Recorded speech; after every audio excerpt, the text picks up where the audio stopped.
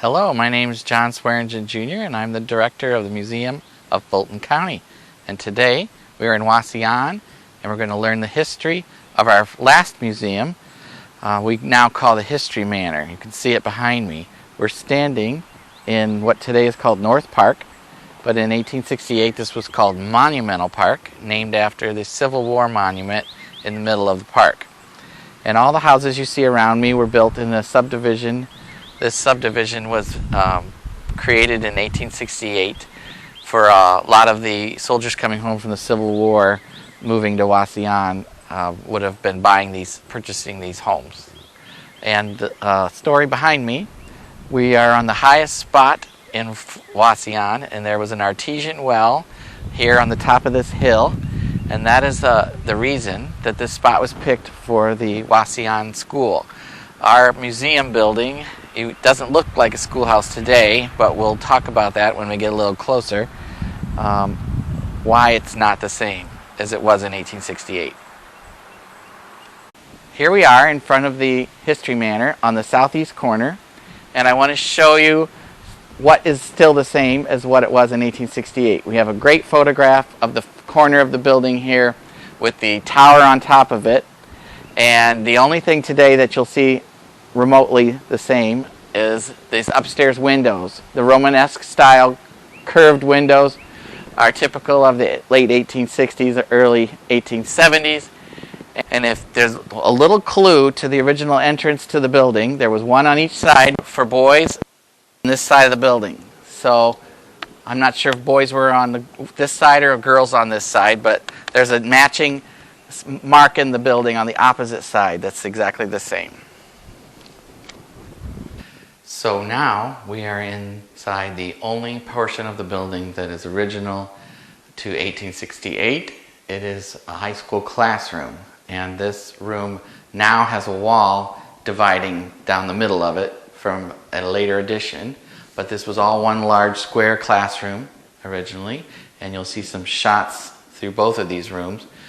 We were using them as two galleries during the time period when this was a museum, but our goal is to restore this section of the building to its 1868 high school classroom.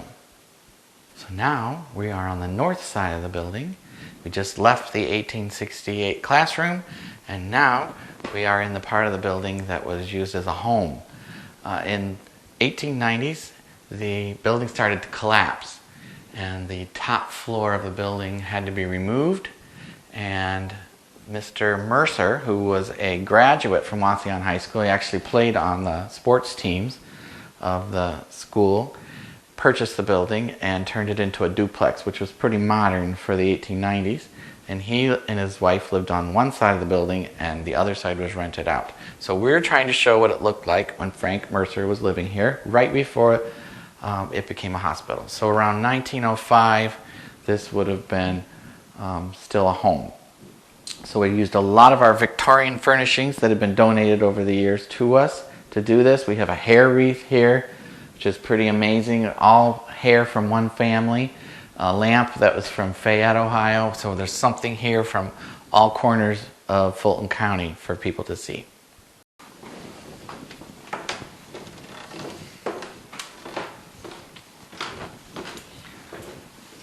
So now we're going up the north staircase of the building, and this is original location-wise to the building when it was a home, and talking about the 1920s. We are now restoring the whole upstairs to the 1920s because this building was converted by two doctors. Dr. Murbaugh and his brother-in-law from Pettysville bought the building and turned it into the first county hospital, which is pretty exciting. So there's some scars on the wall here, and people ask me about what this is all about in the plaster, and that's because in the 20s, this landing that I'm standing on was turned into an elevator. The staircase was removed where I just walked up, and this was an elevator for taking patients up and down to the hospital. Now you can see this is pretty small, and you can understand why by 1930 this building was overcrowded and had to be replaced with a bigger building. So here I am on the second floor in an actual patient room that we're showing a patient who is staying here in the hospital. We had 2 wards. Half the building was for men, half the building for women, and they even had a maternity wing room in the far north end of the building. We have recollections of that from people in the history of Fulton County. So this wasn't a great place to come for health care in 1920. A lot of stuff going on with Spanish flu right during the World War I, and we had a quarantine building in the back for tuberculosis because that was an issue in the 1920s, and they didn't realize the patients were getting it from each other, so they had to quarantine people into a building that is now our garage building in the back. And so most people came to the hospital, ended up dying because it was an accident. You got hit by a train. We had a lot of that. Sometimes the horses would bolt when they saw the train coming, and it'd be a horrible carriage accident. First automobiles were coming around during this time period, and they were also dangerous. And some people just were waiting to the last minute for health care and rushed in here with appendectomies and all sorts of things that today would not be an issue. But back then, you can see the need in the 1920s for a hospital in this area. Otherwise, you would have to go all the way to Toledo or Fort Wayne, way too far for an emergency. Now, the hospital ran in the negative for many, many years, and Frank Reard and some men from the business community had to come in and become board members to teach the hospital how to run a business and not spend all their money on equipment, which made the physicians very upset and led to why they wanted a new building in 1930 in a different location. So I'm going to show you the surgery room now, which is kind of scary looking. I'm now in the operating room in the 1920s part of the building on the second floor, and what is cool about this building, this room, is that the furniture you see is all original to this facility.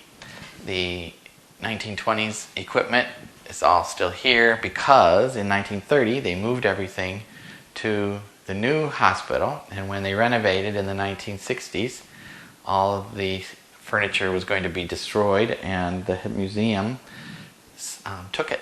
So we have everything back here where it was. And the operating table is set up for a birth. These are the same type of stirrups that are used today, and it's adjustable just like the operating tables today. Well, not just like the operating tables today, but same concept. And modern medicine in the 1920s included some of the same things that you see today. The bed pans, of course, are all the same, and some of the medicine is not that different. And the doctors who've come in here said that a lot of the surgical equipment is the same as what you'd see today. So this room is the actual spot where these surgeries took place, and the floor was originally different than we see it today. The slope in the room all led to the middle, and there was a drain in the floor that led outside through a pipe so that the water could drain out when they were cleaning up after a surgery. Oh, and the board behind me is how they would schedule their surgeries every day. It told what time the surgery was going to be, who all was involved in the operation, the surgeons, the anesthesiologist, and the assistants. And so this is original to the building, and the nurses today tell me that they do a similar thing with marker boards in modern hospitals. So now we are on the south side of the building, and we've changed time periods. We're now in the 1940s, 50s, in the time period when the building was used as an apartment. The doctor who owned the building after the hospital left, decided to turn the building into a halfway house of sorts for people who were down on their luck and moving to the area and didn't have a place to live yet. So there was a family living above me in this room here and a family down here, and they shared a bathroom together, believe it or not, on this floor right here.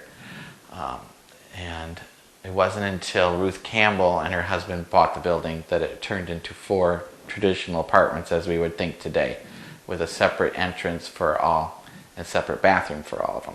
So we did our best to recreate this apartment kitchen, and this is all furniture that's been donated to us specifically for this time period, and it works out great for our tea parties because we do use it as a kitchen.